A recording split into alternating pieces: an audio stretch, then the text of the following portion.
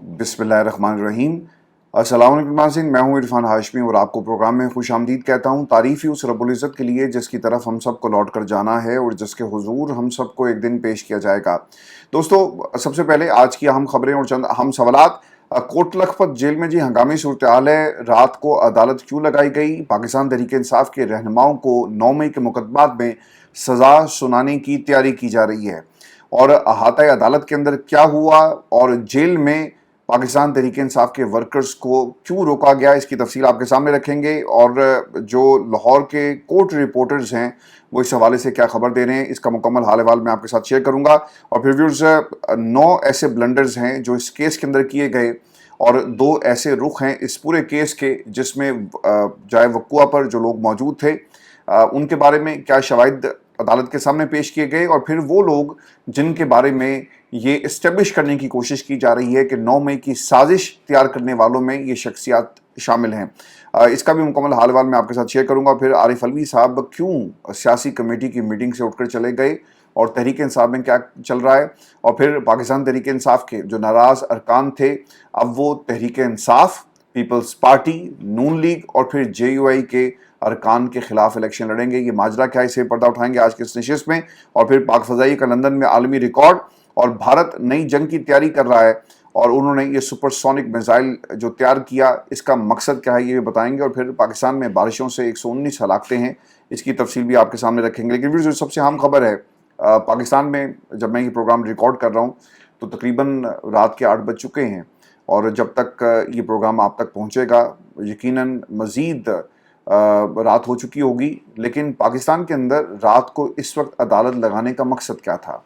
हमने पाकिस्तान तहरीक इंसाफ के खिलाफ या इमरान खान के खिलाफ इससे पहले जितने मुकदमात और इनमें फैसले आए इसी तरह की रातें थी जब इमरान खान के खिलाफ फैसले सुनाए गए और अभी इसी किस्म की खबर आ रही है। व्यूअर्स, खबर के मुताबिक जो रिपोर्ट हो रहा है और कोर्ट रिपोर्टर्स क्या बताते हैं कि लाहौर 9 मई के पहले मुकदमे में हतमी दलाइल और इस वक्त कोट लखपत जेल में जारी हैं, जो मुकम्मल हो गए तो फैसला महफूज होगा और अदालत आज ही फैसला सुना सकती है।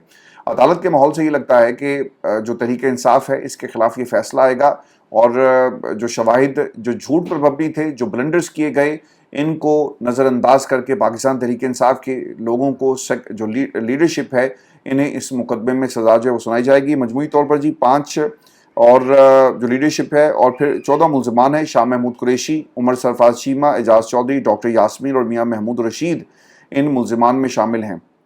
जो खबर रिपोर्टर्स इस वक्त दे रहे हैं उनके मुताबिक बज़ाहिर ऐसा लग रहा है कि पाकिस्तान तहरीक इंसाफ के खिलाफ फैसला आएगा।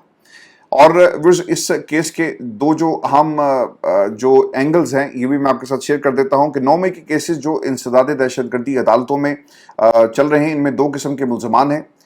एक जिन पर वक़ुए पर मौजूदगी का इल्ज़ाम है कि ये वहाँ पर मौजूद थे, इन्होंने तोड़ फोड़ में हिस्सा लिया, इन्होंने लोगों को प्रोवोक किया, ये लोगों को अंगेज कर रहे थे जब 9 मई जिन्ना हाउस और दीगर इमारतों के ऊपर हमला किया जाता है।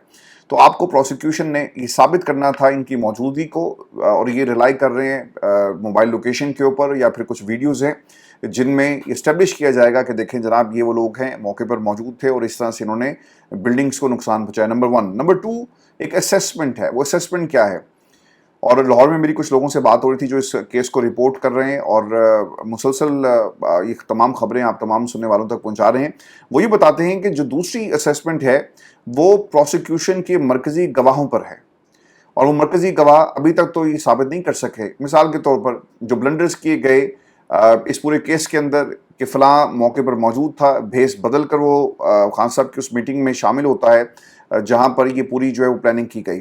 अब इस पूरे केस के अंदर जो ब्लंडर्स किए गए ये मैं आपके साथ शेयर करता हूँ और पाकिस्तान तहरीक इंसाफ का जो रिएक्शन आया ये कितना डिले रिएक्शन है और पाकिस्तान तहरीक इंसाफ को मुसलसल वो काम जो सोशल मीडिया कर रहा है, भाई ये आपको करना था। शेख साहब, अलीम इन गंडापुर, इन लोगों को अपनी कुर्सियां पक्की करने और अपने धड़ों को मजबूत करने से अगर फुर्सत मिले तो इन ब्लंडर्स पर रोशनी डालें।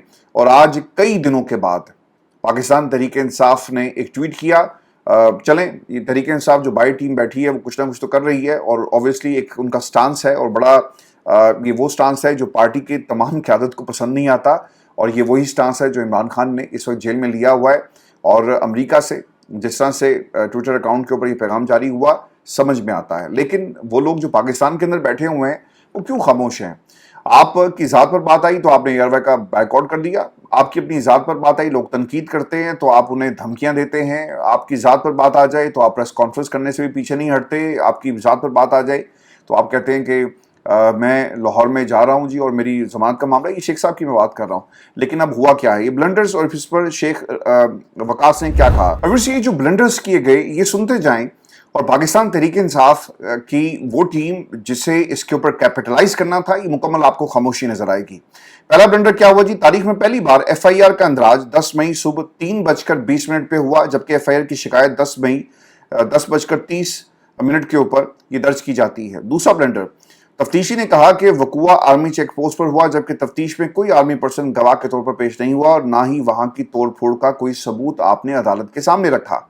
आपको याद होगा कि पिंडी के अंदर भी और पेशावर में भी एक केस था जी, जिसमें अदालत ने सवाल किया कि गवाह कहाँ मौजूद हैं और किसी आर्मी पर्सन को बुलाएं जिसके ऊपर हमला हुआ, तो CCTV फुटेज पेश नहीं की गई और 9 मई के जो मुल्जिमान थे उनको बरी करना पड़ा अदालत की तरफ से। और इसके बाद आपने देखा कि 26वीं तरमीम और फिर सारे जो सम्राट हैं वो पाकिस्तान तहरीक इंसाफ के इन ब्लंडर्स की वजह से ये तमाम केसेस का हुलिया जो है वो मुकम्मल तौर पर बिगड़ जाता है। आप लोगों ने एक बात याद रखनी है, पाकिस्तान तहरीक इंसाफ के लोग जिनके खिलाफ हम बोल रहे हैं, क्यों बोल रहे हैं कि इन केसेस का डायरेक्ट इंपैक्ट इमरान खान की रिहाई पर पड़ रहा है। खान साहब के सारे केसेस, एक केस था 9 मई का जिसमें बार बार हमने कहा कि अगर आपकी तहवील में लोग थे तो किस तरह से साजिश तैयार हुई और इमरान खान ने किस तरह से लोगों को उकसाया।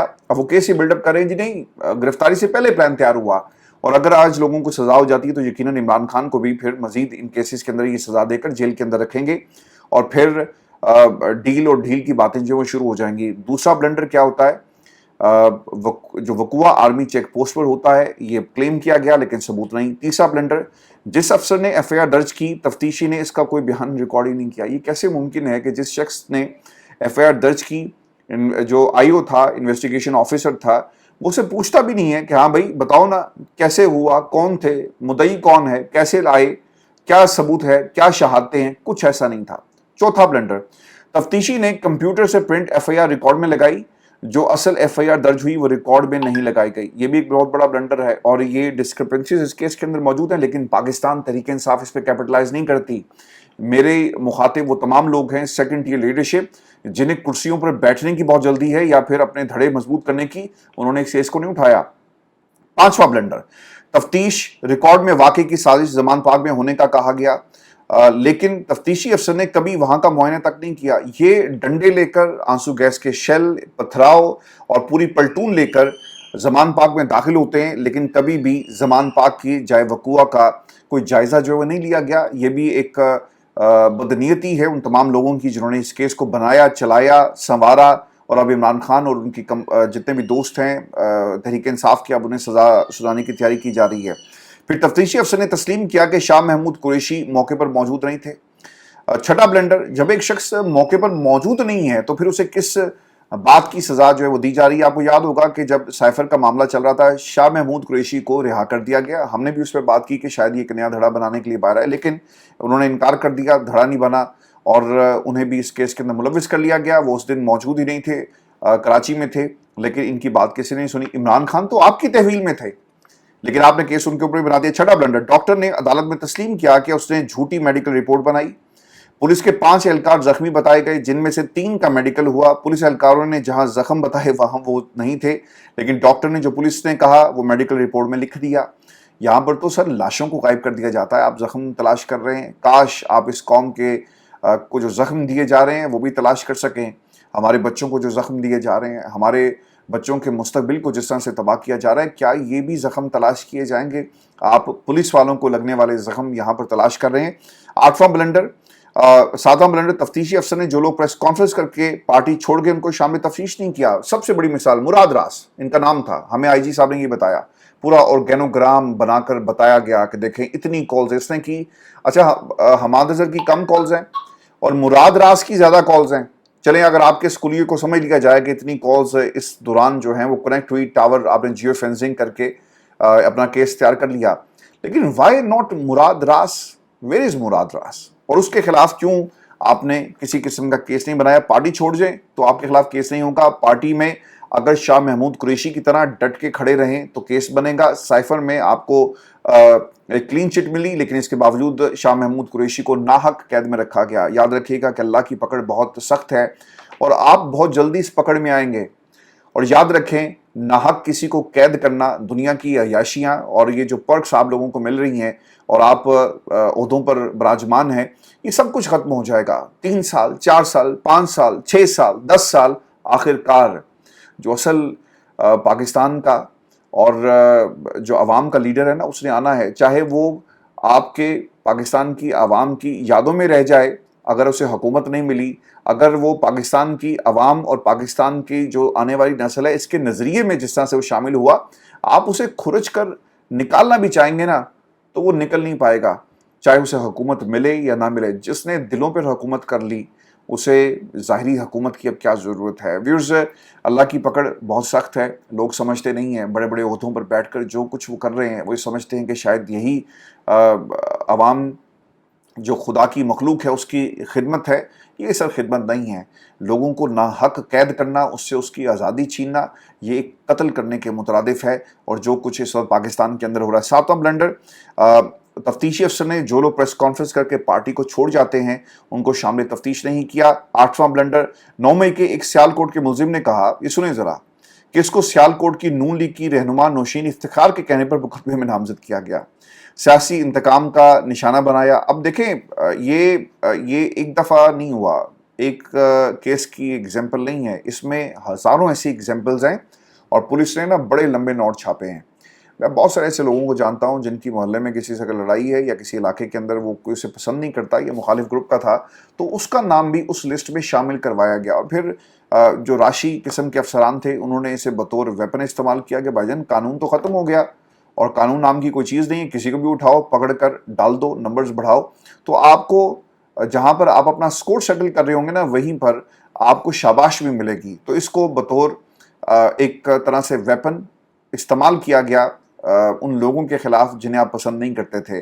پھر ویورز، ایک اور کیس جو 9th بلنڈر اس کے اندر ہوا. اچھا، اس میں ایک اور بھی میں چیز شامل کر دوں کہ بالکل اسی طرح شاہ محمود قریشی کراچی میں تھے تو انہیں پورے پنجاب اسلام آباد کے مقدمات میں نامزد کر دیا گیا. کوٹ لکھپت جیل میں پہلی بار جمعے کے دن بھی 9 مئی مقدمات کا ٹرائل کیا گیا جو کہ رات 10 بجے کے بعد تک جاری ہی رہا. اور اس کے علاوہ 9 مئی کے مقدمات کے فیصلے کے پیش نظر ڈاکٹر یاسمین راشد کو خراب طبیعت کے باوجود سروسز ہسپتال سے ڈسچارج کر دیا گیا اور انہیں کچھ دیر بعد واپس کوٹ لکھپت جیل منتقل کرنے کی اطلاعات آ رہی ہیں. تو سر یہ پاکستان کے اندر ہو رہا ہے اور یہ پاکستان کے اندر اسٹیبلشمنٹ نے تو کرنا تھا. نون لیگ بھی چاہتی ہے کہ آپ کا خاتمہ ہو جائے، آپ کا نام لینے والا کوئی نہ بچے. لیکن پاکستان تحریک انصاف کے لوگ کیا کر رہے ہیں؟ بہت ہی تکلیف دہ خبر میں آپ کے ساتھ شیئر کر رہا ہوں. ہم اور ہمارے جیسے کئی صحافی عمران خان اور پاکستان میں جمہوریت کے لیے جنگ لڑ رہے ہیں، لیکن تحریک انصاف کے لوگ، یہ پروٹوکول آپ کے پاس ہیں. پاکستان کے سوشل میڈیا پہ جو واریئرز ہیں جو جمہوریت کے لیے لڑ رہے ہیں، یہ ان کے پاس پروٹوکول نہیں ہے. انہیں اپنے ہی ملک میں آنے کی اجازت نہیں ہے. انہیں ڈالرز کا آپ تانا دیتے ہیں. کبھی ذرا دیکھیں، جھانک کر دیکھیں ان کے گھروں میں، ان کی تکلیفوں کو سمجھ کر دیکھیں. جو اپنے پیاروں سے دور ہو گئے، لوگوں نے کتنی کتنی قربانیاں دی، لوگوں نے اپنی زندگیاں قربان کر دی، اس لیے نہیں کہ وہ لوگ ان کی لاشوں پر سیاست کریں. اور آج جو مرے ہوئے ہیں، جو شہید ہیں، ان کو بھی گھسیٹ کر آپ اپنی گندی سیاست کی بھینٹ چڑھا رہے ہیں. اب یہ پاکستان تحریک انصاف کر کیا رہی ہے؟ علی مین گنڈا پور، میں نے کبھی بھی کسی کے لیے اتنے سخت لفظ استعمال نہیں کیے. اگر آپ مجھے ریگولر اس پلیٹ فارم پہ سنتے ہیں تو میں نے تو کبھی ہاؤس آف شریف کو برا نہیں کہا. میں نے ہمیشہ نواز شریف کو بھی باؤ جی کہہ کر پکارا. لیکن علی مین گنڈا پور نے جو کچھ کیا ہے اس کی آپ کو مثال نہیں ملے گی. لومڑی بھی سوچتی ہوگی کہ یار اتنی تو میں بھی چلاک نہیں ہوں جتنا علی مین گنڈا پور چلاک ہے. اور جس طرح نجم سیٹھی نے کہا نا کہ یہ ویل کنیکٹڈ اور بہت چلاک شاطر قسم کی شخصیت ہیں. علی مین گنڈا پور نے کیا کہا یہ سنیں ذرا. گفتگو جی دوبارہ لیک ہو گئی ہے اور خبر یہ آ رہی ہے کہ علی مین گنڈا پور نے دھمکی لگائی پاکستان کے سوشل میڈیا کو. علی مین گنڈا پور صاحب شدید غصے میں تھے، کہہ رہے تھے کہ ایسی کی تیسی سوشل میڈیا کی الیکشن نہیں ہوں گے، میرا فارمولا چلے گا. عارف الوی علی مین گنڈا پور اینڈ کمپنی کی باتوں سے شدید اختلاف کرتے ہوئے میٹنگ کا بائیکاٹ کر چلے گئے. سلمان راجہ تیمور جھگڑا اور ورکرز کا مقدمہ لڑ رہے تھے اور اسد کیسر نے بھی ورکرز کا مقدمہ لڑا اور فردوس شمیم نقوی بھی ورکرز کے لیے لڑ پڑے. میں آپ کو ایک بات بتاؤں، اگر آج آپ پاکستان تحریک انصاف کے ورکر کو مائنس کریں گے نا، یہ آپ کو مائنس کر دے گا. اور یہ علی امین گنڈاپور کا اگلا ٹاسک ہے کہ محرومی اور لوگوں میں تفریق پیدا کرو اور جو ورکر ہے اس کو پیچھے کر دو.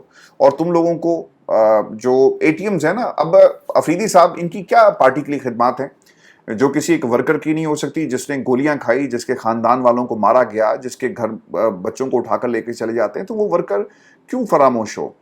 یہ اس لیے نہیں کہ عہدے امپورٹنٹ نہیں، یہ اس لیے کہ آپ لوگوں پر کوئی بلیو نہیں کرتا.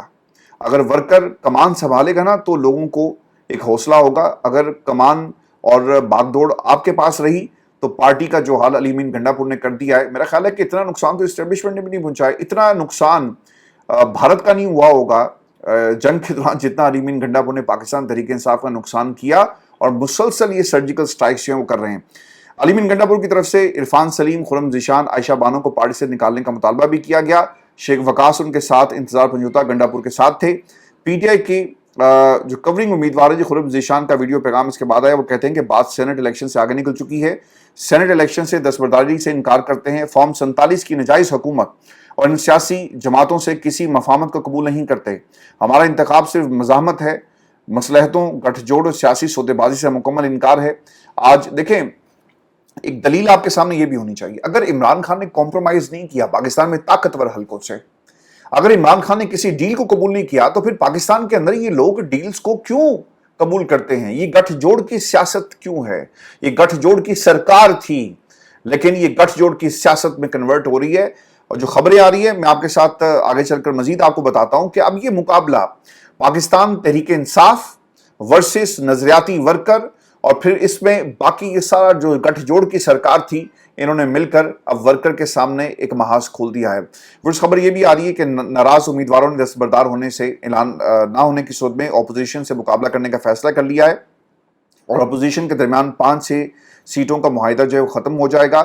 اور ناراض امیدواروں کو اتوار سے پہلے کاغذات نامزدگی واپس لینے کی ہدایت کی گئی. اگر پی ٹی آئی کے ناراض امیدوار دستبردار نہ ہوئے تو ان کے خلاف کارروائی کا امکان ہے. بھائی کارروائیاں کرو، اس ملک کے اندر جمہوریت رہی نہیں. اور اگر تم یہ سمجھتے ہو کہ ایک سینٹ کی نشست کے لیے تم کارروائیاں کرو گے تو کرو کارروائیاں. وہ جماعت جو عمران خان کو رہائی اور اس تحریک کو نہیں چلا سکی، تو اسی جماعت کا کیا کرنا، ایسے لوگوں کا کیا کرنا؟ پاکستان تحریک انصاف اگر عمران خان کا مقدمے کو لڑ نہیں سکتی تو پھر کسی نشست کی، کسی کرسی کی اور کسی علی امین گنڈاپور کی پاکستان کی عوام کو ضرورت نہیں ہے. یہ تمہاری گٹھ جوڑ کی سیاست ہوگی، یہ تمہاری مفاہمت ہوگی. اگر مفاہمت کرنی ہوتی، جو اصل سیاست کا سلطان ہے، جو اصل بادشاہ اس وقت جیل میں بیٹھا ہے، پاکستان کی عوام کے دلوں کا بادشاہ، وہ چاہتا تو یہ گٹھ جوڑ بھی کر سکتا تھا. 8 فروری کی رات لوگ گئے اس کے پاس کہ پیپلز پارٹی کے ساتھ مل کر حکومت بنا لو، لیکن اس نے انکار کر دیا. اس نے کہا کہ میں چوروں سے ہاتھ نہیں ملاؤں گا. اگر میں نے آج ان کے ساتھ ہاتھ ملا لیا تو میں پاکستان کی عوام کو کبھی منہ دکھانے کے قابل نہیں رہوں گا. میں نے پاکستان کی عوام سے کمٹمنٹ کی اور آج اس کمٹمنٹ کے نتیجے میں وہ 2 برس ہو گئے اس نے اپنی ذاتی زندگی کو قربان کر دیا. یہاں پر لوگ کہتے ہیں کہ جناب اس نے اپنی ذاتی زندگی کو بچوں کے لیے قربان نہیں کیا، بچے قربان اس ملک پر نہیں کیے. بھائی اور کیا ہوتا ہے کہ ایک باپ جو اپنے بچوں سے بات نہیں کر سکتا، جو اپنے گھر میں ایک پرسکون زندگی گزار سکتا تھا، وہ بھی باؤ جی کی طرح نا کہ لندن میں کسی فلیٹ کے اندر بیٹھا ہوتا اور ڈیلی اس کی ملاقاتیں جو ہیں وہ شاہی خاندان کے لوگوں سے ہو رہی ہوتی، جو یہاں پر انفلوئنس رکھتی ہے کمیونٹی، ان میں بیٹھتے اٹھتے. جو برطانیہ کی جو یہ ہائی پروفائل جنٹری ہے اس میں بھی عمران خان کی تصویریں یہ دنیا کے مختلف اخبارات میں چھپ رہی ہوتی، لیکن عمران خان نے ایسا نہیں کیا. اس نے اپنی آزادی کو تم لوگوں کی آزادی کے لیے قربان کر دیا. اور علی امین گنڈاپور کہتا ہے کہ سوشل میڈیا کی ایسی کی تیسی. دوستو آج سے علی امین گنڈاپور کا ہر وہ جو ان کا موو ہے، ہر قدم اس کو بے نقاب کرنا ہے. اور اگر آپ اس سے اتفاق نہیں کرتے، آپ کو اجازت ہے، آپ کمنٹ کریں. اگر میں تنقید کر سکتا ہوں تو آپ کو بھی حق ہے، آپ تنقید کریں اور آپ ضرور بتائیں کہ اگر یہ علی امین گنڈاپور اور ان جیسے جو لوگ ہیں وہ جو اس وقت نشستوں اور کرسیوں اور سیٹس کے لیے جنگ لڑ رہے ہیں، یہ 500 افراد کا قافلہ، گاڑیوں کا قافلہ اس سے پہلے لاہور کیوں نہیں گیا؟ جاتے نا عالیہ حمزہ کے ساتھ اظہار یکجہتی کرتے کہ عالیہ ہم آگے ہیں اور پنجاب کے اندر تحریک چلے گی، اور یہ جو قافلہ تھا لوگوں کا پورے پنجاب کا دورہ کرتا. کیوں نہیں ہوا؟ کیونکہ پاکستان کی اسٹیبلشمنٹ اور پھر پاکستان میں یہ جو حکومت ہے ان کی مرضی سے علی امین گنڈاپور سب کچھ کرتے پھرے. آپ نے اس چیز کو بھی ذہن میں رکھنا ہے. جس طرح بیرسٹر سیف کے لیے بغیر سکیجول کے اڈیالہ جیل کا دروازہ کھلتا ہے، اعظم سواتی 7 بجے پہنچتے ہیں، 3 گھنٹوں کا پروٹوکول لگا کر گاڑیوں کا اندر گاڑیاں علی امین گنڈاپور کو بھیجا جاتا ہے. پریس کانفرنس سے پہلے ملاقاتیں 3 گھنٹے ہوتی ہیں. یہ بنیادی ایک دلیل ہے کہ اس شخص کے لیے پنجاب میں رکاوٹیں کھڑی نہیں کی گئی بلکہ پھولوں کے ہار پہنائے گئے، اور وہ بابا جی جنہوں نے پھولوں کے ہار پہنائے ان کو آپ نے گرفتار کر لیا، لیکن جسے اصل طور پر گرفتار کرنا تھا اسے آپ نے گرفتار نہیں کیا۔ ویورز، میں آپ کو یہ بھی خبر دے دوں کہ بھارت ایک نئی جنگ کی تیاری کر رہا ہے، اور عبدالباسط صاحب یہ بتاتے ہیں کہ بھارت نے برہموس میزائل کا تجربہ کیا۔ بھارت نے برہموس کی رفتار آواز کی رفتار سے 8 گنا بڑھا دی ہے۔ اب یہ ہائپر سونک میزائل ہے، اس کے علاوہ اس کی رینج 450 کلومیٹر سے بڑھا کر 1500 کلومیٹر کر دی ہے، اور اس کا پے لوڈ 1000 سے 2000 کلو تک بڑھا دیا گیا ہے۔ تو بھارت یہ تیاری کر رہا ہے۔ اگر کسی کو اس میں کوئی شک ہے تو میرا خیال ہے کہ آپ جو بھارت کے اندر اس وقت ان کی سرکار جو کچھ کر رہی ہے، اور راہل گاندھی نے جو سوال کیا ہے نریندر مودی سے، اور جس طرح سے وہاں پہ حالات ہیں، نریندر مودی اپنے آپ کو بچانے کے لیے کچھ بھی کرے گا۔ یہ جو شخصیات ہوتی ہے نا، جو اپنی سیاست کو، اپنی سوچ کو اپنی عوام کے اوپر مسلط کرتی ہیں، اور جنرل باجوہ کے دور میں جس طرح باجوہ ڈاکٹرین کا آپ نے نام سنا، یا پھر اس سے پہلے جو نظریات تھے، ہر جو عامر جب بھی جو شخصیات کی بنیاد پر حکومتیں کھڑی کی جاتی ہیں، جنرل پرویز مشرف نے انلائٹن ماڈریشن کا نعرہ لگایا اور بھی بہت سارے نعرے لگائے، تو یہ اپنے آپ کو بچانے کے لیے کچھ بھی کرتے ہیں، اور تاریخ گواہ ہے چاہے وہ کسی بھی ملک کا سربراہ ڈکٹیٹر جب یہ کام کرتا ہے تو وہ کچھ بھی کرنے کے لیے تیار ہوتا ہے۔ تو نریندر مودی ایک اور جنگ کرنے کے لیے تیار ہے، تو ہمیں ہماری توجہ کدھر ہے؟ ہماری توجہ ساری پاکستان تحریک انصاف کے لوگوں کو مارنے اور رات کے 9 بجے تک جو عدالتیں لگا کر ان کے خلاف فیصلے لانے پر لگی ہوئی ہے۔ یہ ہم اس وقت پاکستان کے اندر کام کر رہے ہیں۔ ایورز، میں آپ کو یہ خبر بھی دے دوں کہ لندن رائل انٹرنیشنل شو میں رائل ایئر فورس فورڈ میں یہ اہتمام کیا گیا، جس میں دنیا کے سب سے بڑے اور باوقار فوجی شوز میں سے جسے ایک سمجھا جاتا ہے۔ اس شو میں 30 ممالک نے حصہ لیا، لیکن پاکستان کا JF-117 طیارہ سب سے نمایاں اور خاص رہا۔ JF-17 طیارہ شو میں ایک اور اعزاز حاصل کرنے میں کامیاب رہا، اور اس نے spirit of the meet trophy اپنے نام کی۔ Royal international air theatre show میں پاک فضائیہ کے C-130 نے بھی پہلی پوزیشن حاصل کی۔ C-130 کو بہترین مجموعی نمائش اور پیشکش کے لیے کانکورس ایلیگنس ایوارڈ سے نوازا گیا۔ اس جہاز کو پاکستان کی پہچان شاہین کے ٹیٹو سے سجایا گیا، جس کی بہادری اور ہیبت ناک آنکھیں دشمن پر خوف طاری کرتی ہیں، اور یہ پاکستان کے لیے ایک اعزاز کی بات ہے۔ میں اب آپ کو پاکستان میں بارشوں کے حوالے سے بھی خبر دے دوں کہ اب تک 119 ہلاکتیں ہوئی ہیں، اور سیکٹری ایمرجنسی سروس پنجاب رضوان نصیر یہ بتاتے ہیں کہ صوبے بھر میں حالیہ بارشوں کے باعث 119 قیمتی جانوں کا نقصان ہوا، اور انہوں نے یہ بھی دعویٰ کیا کہ 2005 کے زلزلے کے بعد پاکستان میں کوئی جامع نظام موجود نہیں تھا، اور ہمیں بیرون ملک سے امدادی ٹیموں پر انحصار کرنا پڑا۔ آج صوبے کے تمام اضلاع میں تربیت یافتہ عملہ اور مشینری موجود ہے جو کسی بھی ہنگامی صورتحال سے نمٹنے کی بھرپور صلاحیت رکھتا ہے، لیکن اس کے باوجود اتنا نقصان مریم میں کہتی ہیں کہ قدرتی آفات کی وجہ سے ہے۔ دیکھیں جی، فلڈ وارننگز آپ کے پاس موجود ہیں، اور اگر میں بار بار یہ کہہ رہا ہوں کہ جب آپ آبادیوں کو پلان سٹیز میں کنورٹ نہیں کرتے تو حالات یہی ہوتے ہیں۔ کچھ دن پہلے ایک میں ویلاگ دیکھ رہا تھا کسی دوست کا، اس نے منجو داڑو کی ایگزامپل دی۔ اس نے کہا جی کہ بارش جو اس کا مومنٹم تھا، تو منجو داڑو تو ڈوب جانا چاہیے، لیکن منجو داڑو میں پانی کھڑا نہیں ہوا، کراچی میں پانی کھڑا ہو گیا۔ آپ دنیا کی اولڈ سویلائزیشنز کو اٹھا کر دیکھیں تو ان کے انجینئرز ہماری اس جدید ٹیکنالوجی اور ان جدید ذہنوں سے بہتر تھے۔